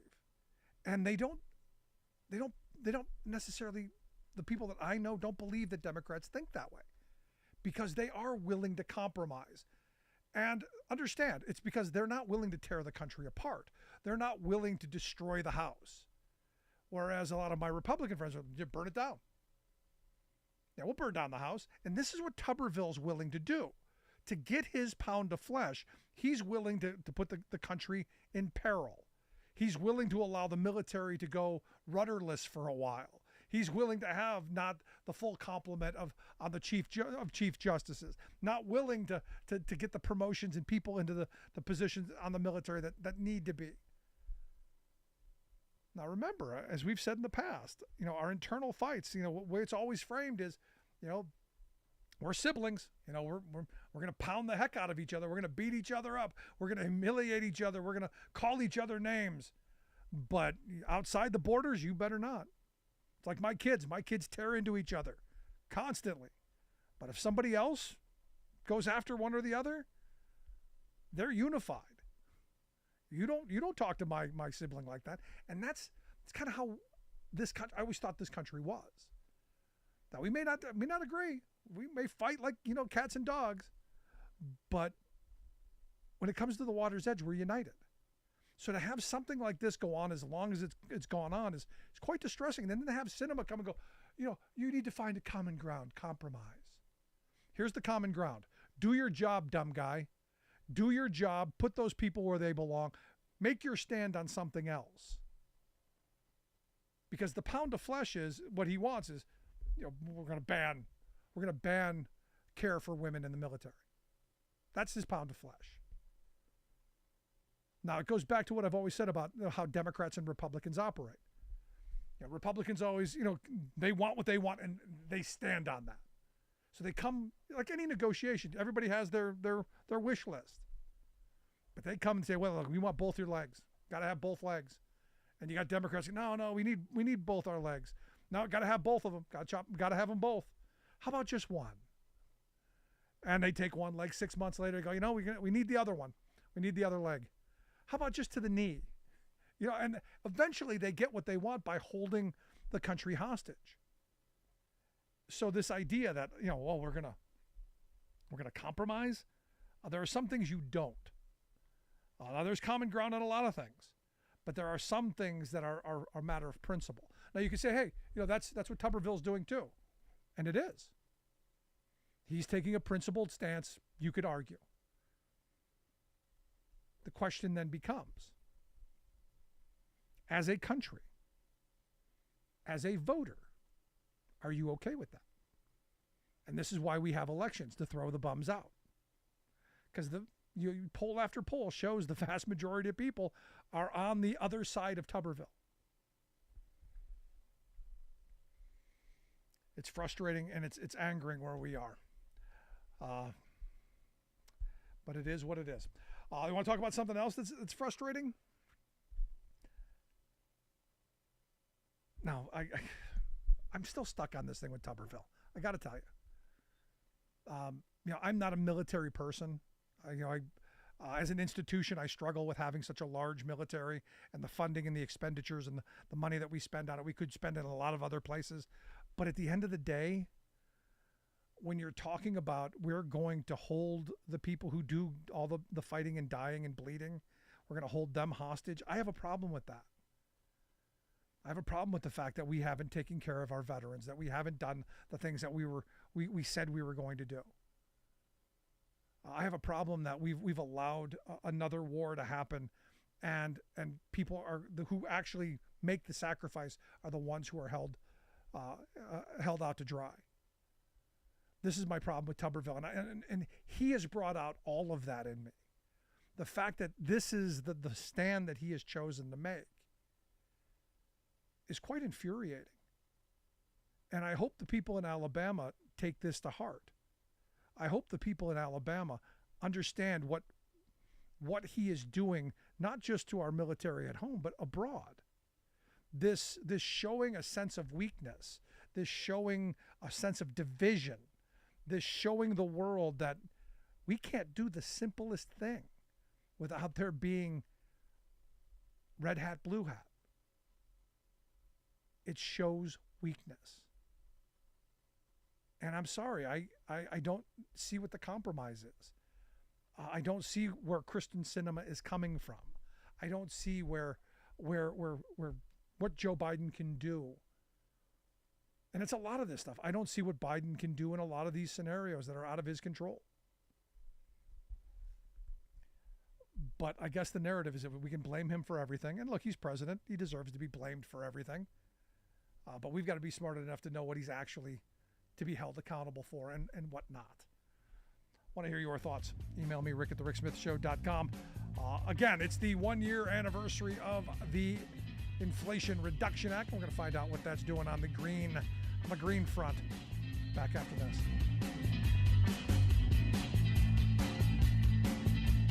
I'm Rick Smith, and this is Labor History in 2. On this day in labor history, the year was 1985. That was the day that workers at the Hormel plant in Austin, Minnesota went out on strike. They were members of the United Food and Commercial Workers Union, Local P9. Hormel had slashed workers' wages by 23% during the early 1980s. Benefits were also diminished and incentive programs rolled back. These changes cut deeply into the Hormel workers' earnings. What had been considered a good job was changing drastically. This was the story for many workers in Reagan-era America. The 3,500 Hormel workers voted overwhelmingly to strike. The National UFCW discouraged the action. The strike lasted more than a year. Strikebreakers were brought in, including some of the union members who crossed the picket line to return to work. The National Guard was called in to keep the peace between strikers and the scabs. After a year, the strike went down in defeat. Even after the strike, many of the workers were not called back to work. They were put on waiting lists for a job to reopen. Some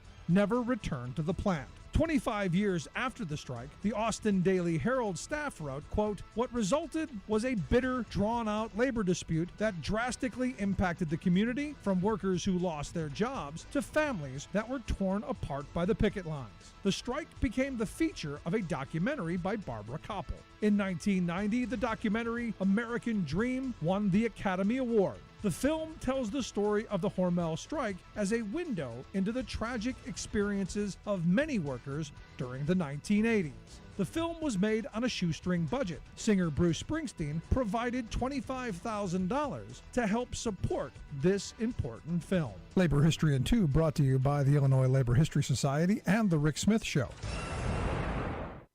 When your political opponents push extremist public policies that would be disastrous for America, should you wring your hands in dread or applaud? Consider Project 2025, put together by former Trump officials and the Koch brothers network of billionaire plutocrats. Their strategy is to win the presidency next year by demonizing all environmental protections and promising to halt all national efforts to cope with the obvious crises of climate change. Their proposals include repealing regulations that curb fossil fuel pollution, terminating our nation's transition to renewable energy, shutting down all environmental protection agencies, encouraging more oil and gas use, and promoting the deadly delusion that global warming is not a real problem. Moreover, they intend to implement Project 2025 in the first 180 days of a right-wing Republican presidential term, obviously anticipating that Donald Trump will be that president. "We're not tinkering at the edges," brags a far-out right-wing group that instigated the scheme. "We are writing a battle plan and we are marshaling our forces." They've already drawn up a list of agencies and policies they'll begin eliminating on day one, and they've readied a list of some 20,000 right-wing henchmen to put on the federal payroll immediately to enforce their plan. If this sounds ludicrous, it is, but it's actually happening, for the Republican Party has decided to be ludicrous. As the director of Project 2025 told the New York Times, "This is where the conservative movement sits at this time." This is Jim Hightower saying, "Maybe, but it damn sure won't sit well with the American people, who are presently suffering the hellish ravages of our rapidly overheating climate." Indeed, here's a great chance for Democrats to demonstrate their bipartisan spirit by doing all they can to publicize the Republicans' let it burn global warming policy.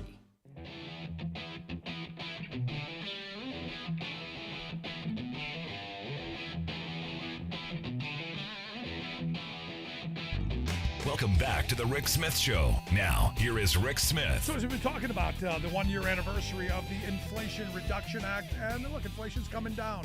That is a good thing. Drug prices a little bit coming down, especially on insulin. That's a good thing.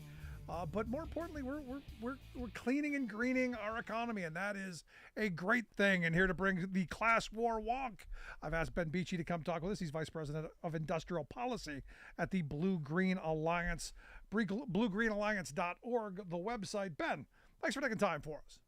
Happy to be here.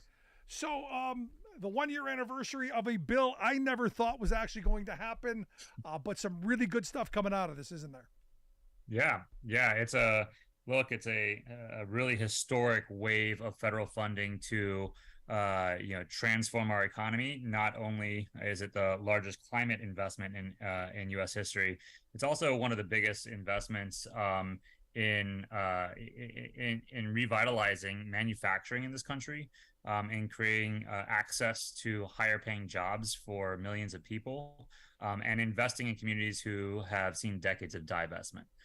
So it has the potential to be a real win-win-win for climate, for jobs, and for justice. Yeah, I've been saying for a while that the way we rebuild our economy is you have to start with an industrial policy, which we haven't had for a very long time because we've believed in the invisible hand and some magical mythical thinking.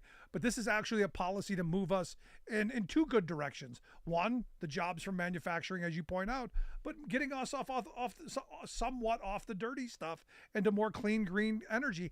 I don't see a downside. Yeah, well, look, I mean, the proof is in the pudding, right? We're already starting to see some results here, even before the spigot of funding has fully opened. President Biden signed the Inflation Reduction Act just 1 year ago, and already in that time, we've seen companies announce a wave of clean energy and clean manufacturing investments that are projected to create more than 170,000 jobs across 44 states. That's faster than anyone predicted.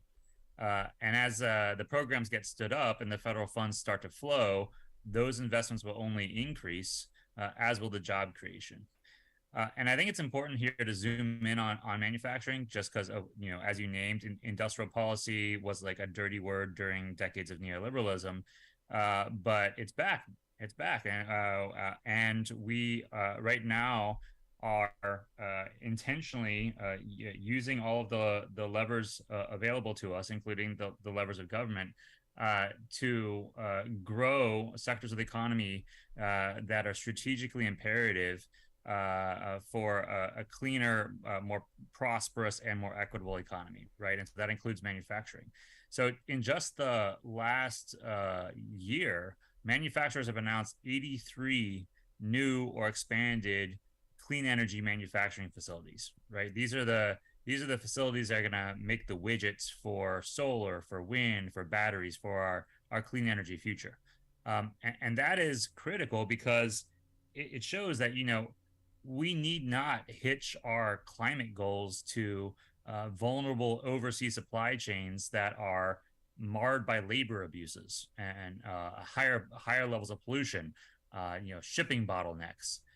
Instead, with these investments, we have an opportunity to build our clean energy future on a foundation of good jobs, more reliable supply chains, and clean manufacturing. Yep. That was always the right thing to do. Now it's the most economical thing to do. No, and look, this is one of the things I give Joe Biden the most credit for, that they're moving away from decades-old bad policy and moving us back to some good policy ideas. Because look, I just went to see the movie Oppenheimer. And this is one of those things that it popped into my head the other day.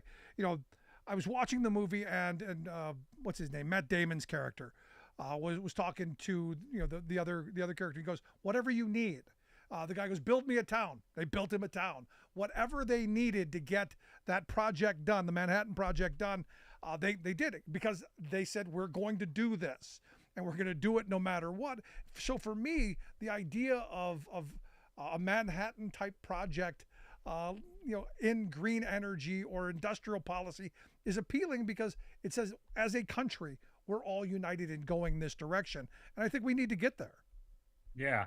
Look, my simplest defense of industrial policy is when one has a goal, it is helpful to have a plan. Right? I mean, for years, we have been outsourcing plans to corporate boardrooms. And now for once, we, the people, are taking back the plan. And that involves transforming our economy. One additional element that I want to name, I mentioned climate and jobs and justice, just to drill down on the justice element, right? These investments are a really rare opportunity to invest in communities that have endured, decades of divestment, right? Communities hollowed out by unfair trade deals. Communities excluded by racist practices like redlining. communities that are right now enduring shifts in energy, right? The energy transition we're going through. Communities that have been harmed by environmental injustice. Right now, we have the opportunity to tie strong equity and labor and environmental standards to all this funding that's going out the door, so as to equip these hard-hit communities to translate these federal investments into higher-paying jobs, cleaner air, stronger local economies. Right? That's the opportunity we face. It's not just to transform how we power our economy, but how power is distributed among our communities. No, it's an excellent way to put it. But for me, it's sound policy, smart investment.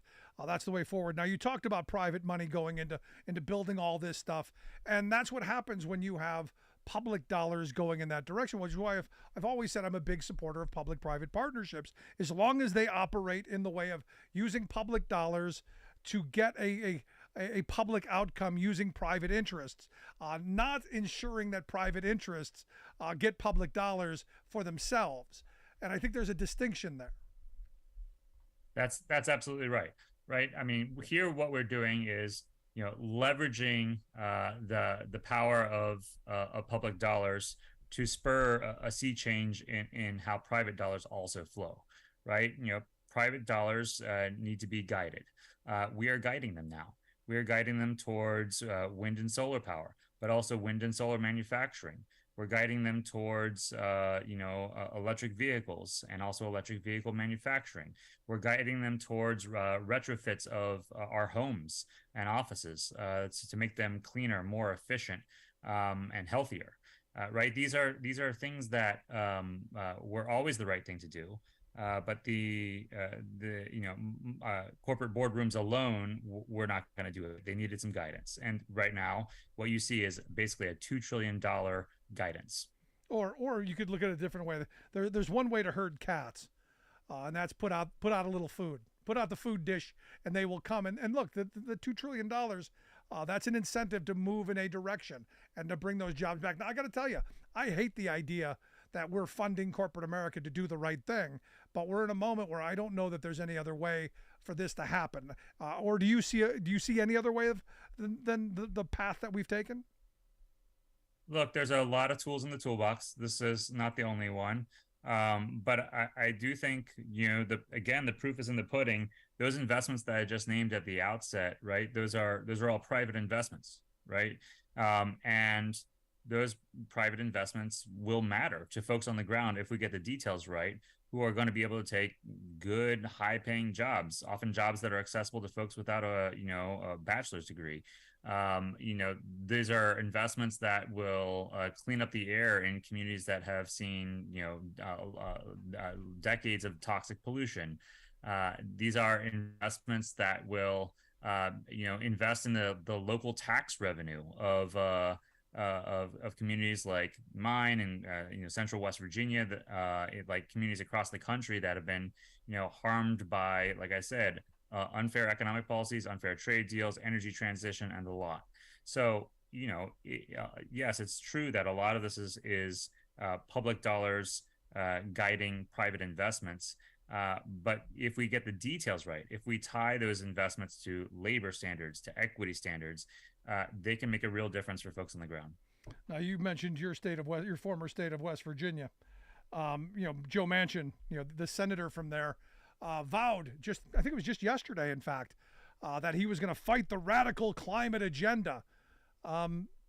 Seems a curious time on the first anniversary of the Inflation Reduction Act that is going to take a step in dealing with our climate issues.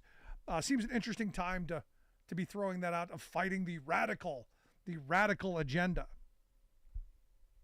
Yeah, I don't even begin to suggest that I have a sense of what Joe Manchin is thinking at any given time. So I think I'll let that one be. No, but the reason I bring this up is because, look, West Virginia is an energy state. This is a perfect place, and you mentioned, going into places that have been left behind, that have been left out in the past, that have suffered from deindustrialization or moving away from certain things such as coal. This is an opportunity to fill those voids. I mean, last October and in November, we did a multi-state tour where we went to places that used to be all those places that had factories that were the identity of that community are just been wiped out. This is an opportunity to fill that void. Yeah, absolutely. I mean, look, we cannot leave workers or communities behind as we take essential climate action, right? For too many times in our history, we've assumed that technology shifts will just naturally bring workers and communities along, right? Like that is just an automatic thing. This law rightly recognizes that an energy transition that is actually fair for workers and for communities needs to be a deliberate policy choice, right? So as one example, there's one of the programs has about $10 billion in it to manufacture more wind and solar components, right? Creating good, typically high-paying jobs, often union jobs. And 4 billion of that 10 is set aside for coal communities. 4 billion, and it's not just incentivized; it's actually set aside. So that's a healthy degree of investment that's going to be going into coal communities. These are communities that have seen recent closures of either a coal mine or a coal-fired power plant. They qualify. So that's a strong incentive, right, for anyone who's trying to set up a manufacturing facility to invest in places like West Virginia and Eastern Kentucky, and Wyoming, other places around the U.S. that have seen coal closures. So it's, that's one example of several that are in the law to try to make a fair transition a deliberate policy choice. Yeah, I'm glad you brought that up, because here's the thing. You said that we assume that the workers are going to be brought along. I never assumed that. Because right. I can't find a technological advancement that workers didn't take it on the chin in the frictional state of it being implemented. It's the same thing I fear with automation and robotics. I fear workers are going to end up being on the short end of this stick. This policy, and I'm glad you pointed it out, this Inflation Reduction Act is actually taking that into mind and trying to alleviate that problem. And I think that's a great thing. Yeah, it's absolutely right. I mean, I know a lot of us really fought hard for that and really care about it. So last line of questioning I've got for you, like any policy, we're just a year into this. Not all the money's been rolled out. I don't know that it's all been promised. What are we looking for in the next year? I mean, how does this rollout happen? What should we be paying attention to? Yeah, so like I said, the spigot is just barely open, right? The funding is going to really start flowing in the next year. And I think we actually commissioned a study to ask this question, like what can we anticipate? And we zoomed in on wind and solar. So maybe I'll just use that as an example, right? One of the things that they found is that just one of the provisions in the Inflation Reduction Act is going to make it cheaper to manufacture wind and solar components in the United States than to import them for the first time in U.S. history, right? So that's it's a game changer for clean energy manufacturing, right? Again, we have the opportunity to build cleaner, stronger, fairer supply chains for clean energy here. And that they estimate not only is it going to make it cheaper, but that means more investment, which means more jobs. And they estimated that it'll create about 1.6 million jobs by 2035, and a number of jobs leading up to that, and that about 800,000 of those are in manufacturing, right? So it's like, these are real numbers, folks. Like that is a sea change relative to the status quo. Another thing just to name that study looked at was for not the manufacturing jobs, but the folks who are working to deploy the wind and solar power, working on construction, right? For the first time, it pays to pay workers well. That is, like, wind and solar companies can cut their costs by 60% if they pay prevailing wages and use apprenticeship programs to offer career pathways. And that's thanks to the structure of this Inflation Reduction Act. So again, real opportunities, if we get the details right, for climate, for jobs, and for justice. No, and look, for me, is another reason why 2024 is so important politically, so that we don't end up going back on those on this bill and on these investments. Again, another political time. But Ben, I appreciate you taking a little time, sharing some information. Thanks so much. Happy to be here. Good stuff. Ben Beachy. He is the he's the vice president of industrial policy there at the Blue Green Alliance. Check out their website, bluegreenalliance.org. We'll get links out on social media. You can take a look at that. Quick break. Right back with your thoughts. Stick around. Listen to the Rick Smith Show.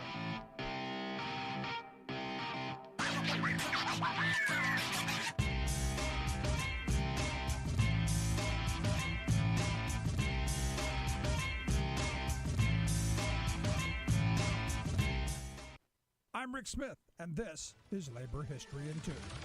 On this day in labor history, the year was 1918. That was the day that 101 leaders of the Industrial Workers of the World, or Wobblies, were convicted in Chicago federal court. Their alleged crime? Violating the Espionage Act during World War I by calling strikes in war industries and calling for an end to the draft. Those convicted included some of the leading names of the IWW. Big Bill Haywood, Ralph Chaplin, the author of Solidarity Forever, and Ben Fletcher, a black IWW organizer in Louisiana, were all found guilty. More IWW leaders awaited trial in California and Kansas. Federal raids swept up wobbly leaders across the country. In all, more than 2,000 IWW members were arrested during the war. Kennesaw Mountain Landis presided as judge over the Chicago trial. In Chicago, the jury deliberated only a little more than an hour. They found every defendant guilty. Landis sentenced Big Bill Haywood and other top IWW leaders with 20 years in Leavenworth Federal Penitentiary. Ben Fletcher got 5 years. All of the men went to prison, except Haywood, who skipped bail and fled the country. The arrests and convictions were a devastating blow to the IWW. But the union did not completely disappear. New leaders emerged to carry on their mission of one big union. Their headquarters are still located in Chicago. President Calvin Coolidge commuted the sentences of those still in prison in 1923. As for Judge Landis, his action on being tough on so-called Reds earned him a national reputation. And so, in 1920, he became Major League Baseball's first commissioner, a post he would hold for more than 2 decades. Labor History in 2 brought to you by the Illinois Labor History Society and The Rick Smith Show. For more information, go to laborhistoryin2.com.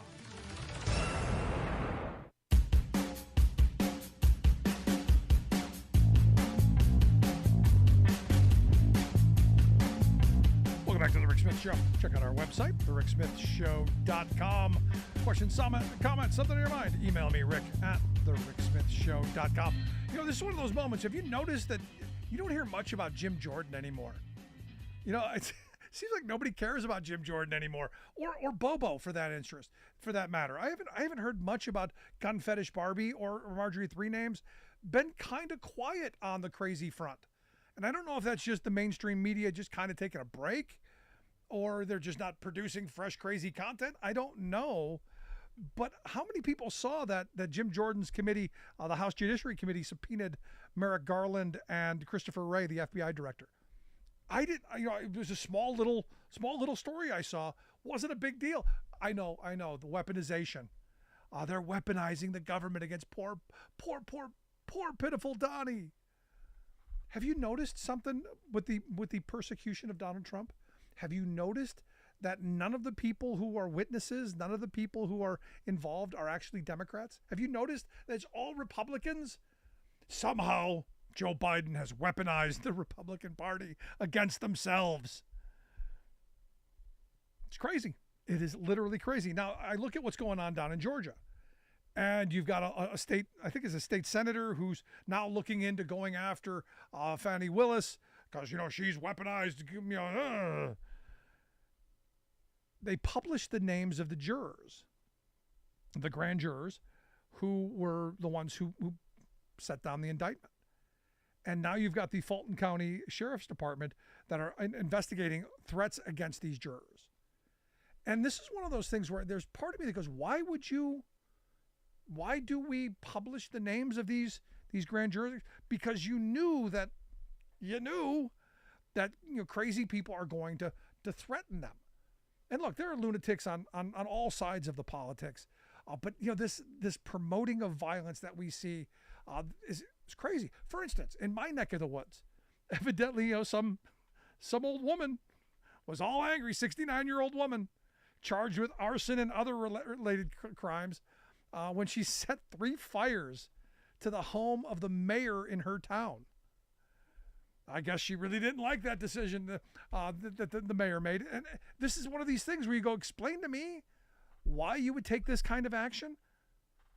Now, you know, crazy, you know, off the deep end, folks. For instance, also, you know, a woman with dual citizenship in France and Canada was in Canada sent ricin, I believe it was, to Donald Trump and 8 Texas law enforcement officers. Now, again, I condemn all of it. This is stupid. It's terrible. She got 22 years in jail. So my mind goes, here's the baseline. 22 years in jail for sending ricin to Trump and to others, okay. If you're threatening someone's life, if you're doing all this stuff, pretty good place. So all of you crazy people who are going to threaten these grand jury folks, there's the bar. Is it worth it? You look at what happened out in Utah, and I know my crazy right-wing friends are, we've never killed anybody when the FBI comes to their door. Really? You point a gun at an FBI agent, they're gonna shoot you. And this is where the MAGA folks have kind of got to be worried, because they've all got arsenals, and people know they've got arsenals. So don't make threats against people. Don't do it. And it's so bad. It's so bad that the Democratic Association of Secretaries of State, and I didn't even know there was a group called the Democratic Association of Secretaries of State. Evidently, they have started a tax-exempt 501c4 organization called Value the Vote in 5 states: Georgia, Arizona, North Carolina, Nevada, Wisconsin, with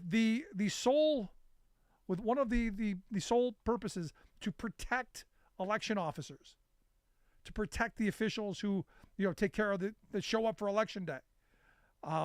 Evidently, they've raised $2.5 million of the $10 million that they need. But this is, are you kidding me? They're raising money to pay private security for election officials of both parties, because crazy doesn't know any bounds.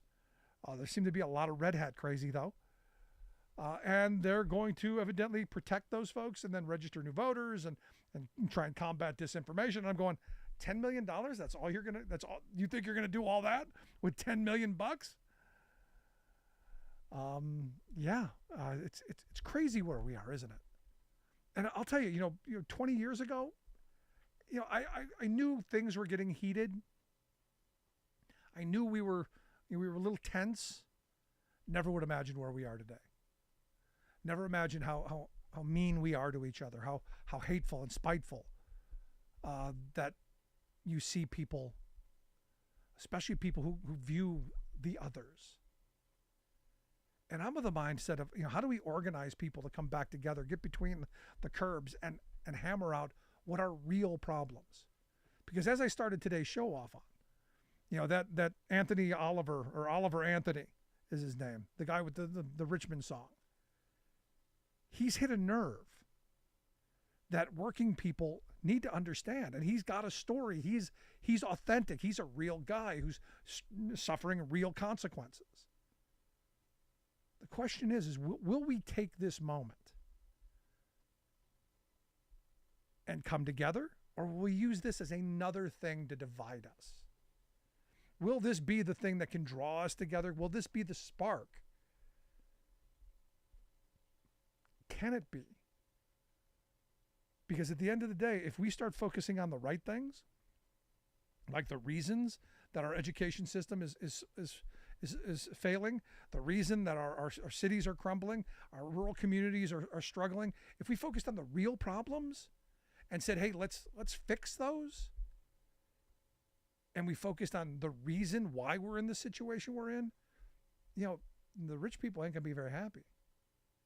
Because you talk to people, they want a higher tax code for the very wealthy. They believe they're taxed enough already. They're struggling to put food on the table.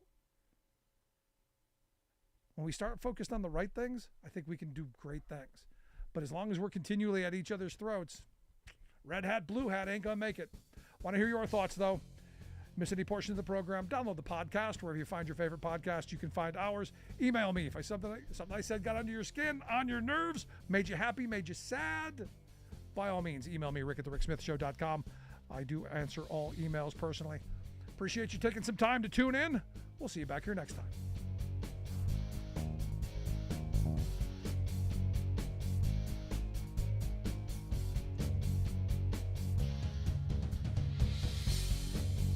You've been listening to The Rick Smith Show. Email Rick at rick@thericksmithshow.com. Until next time, this has been The Rick Smith Show, where working people come to